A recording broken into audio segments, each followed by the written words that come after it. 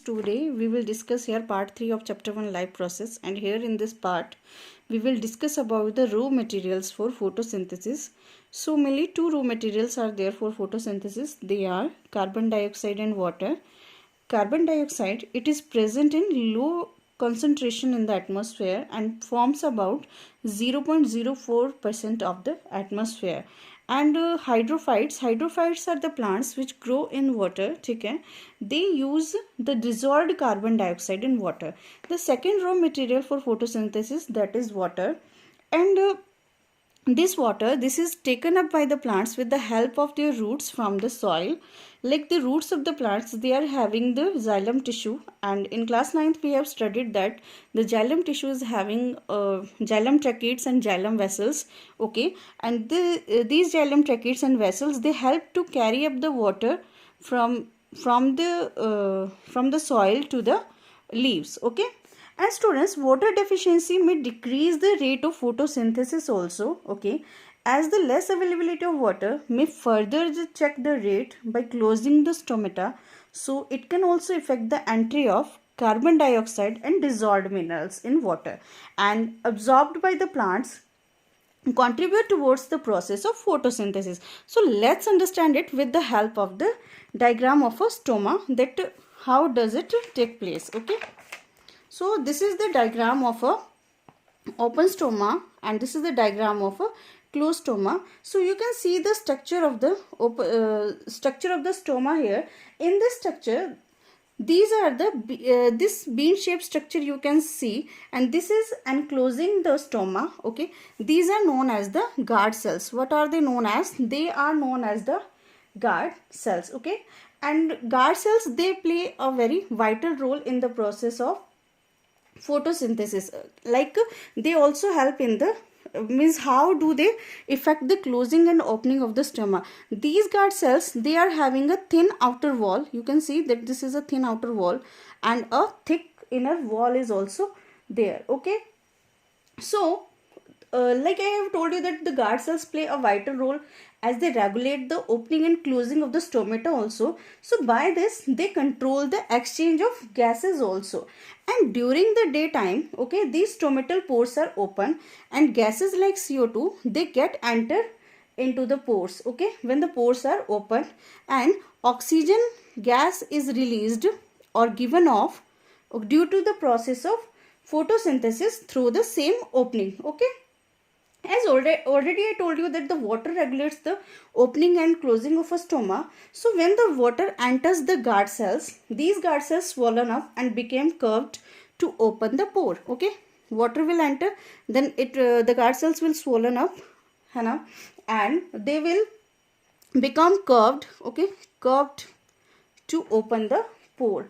And on the other hand, when water is loosed by the guard cells, they shrink and become straight and close the stomatal pore. Okay, so this is the process of opening and closing of a stomatal pore. So now next we will discuss about the site of photosynthesis. So what is the site of photosynthesis? That is the chloroplast. And chloroplasts are green plastids which help in the synthesis of organic food, and the chloroplasts are distributed uniformly in the cytoplasm of plant cell, and they are well developed in green plants. Okay, so this is the general description of chloroplast. Now let's study the structure of a chloroplast. So you can see this structure. This is the microscopic structure of a chloroplast. And before we discuss the structure of chloroplast, let's take a look at the equation for photosynthesis. So what is the equation for photosynthesis? It is 6 CO2 plus 6 H2O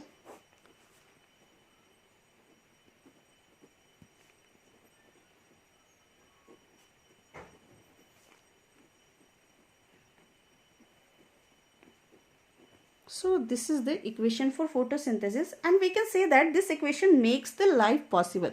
How is it possible? Because as we can see that oxygen is getting released in this process, and this released oxygen is used by the human beings and animals to breathe. Okay, so we can also say that this equation became possible with the help of chloroplast. So let's discuss the structure of a chloroplast now. You can see this structure. This is a double membrane structure here. Okay, double membrane means two membranes are there. This is the, or this is an outer membrane, and this is an inner membrane. Okay, so two membranes are there, and students, these membranes protect the inner parts of the chloroplast. What are the inner parts of the chloroplast? Let's take a look about them. So you can look a structure here. You can see a structure here. It is looking like the stacks of coins. Currency coins you have seen. So it is looking like the stacks of coin, and each single coin, okay, this one, it will be called thylakoid. What it will be called? It will be called as the thylakoids. And you can see that different thylakoids, okay, they are stacked one on top of other to form a bundle. Okay, and this bundle, it will be known as, it will be called a granum. Remember students, granum, it is singular word, okay, and grana is plural. Grana, when I told you about the light reaction or light phase, then I told you that the light reaction that occurs in the grana region of the chloroplast. Okay, and this is that grana. Okay students, and you can see that different grana, they are connected with a structure to each other, and this structure, it is known as the lamella. What it will be called? It will be called a lamella. So when we studied about the cell in class 9th, we learned that it has a fluidy substance inside the cell membrane. If a cell is there, okay, it is also having a membrane which is called a cell membrane, and cell membrane is having a fluidy substance, okay, which will be known as the cytoplasm. Okay, so just like that only, you can see that chloroplast is also a membrane structure, and the fluidy substance of the chloroplast, it will be known as the stroma.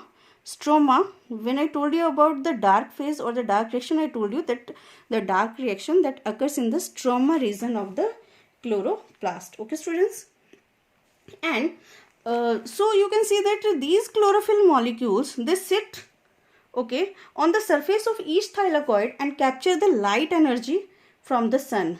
And this lamella, it keeps all the granum at a safe distance from each other. You can see that they are at these grana, they are at a safe distance from each other. So why is it so? Because if all the thylakoid were overlapping and bunched together, there would not be an efficient way to capture the sun's energy. So I hope that you all have understood up to this part. Thank you so much.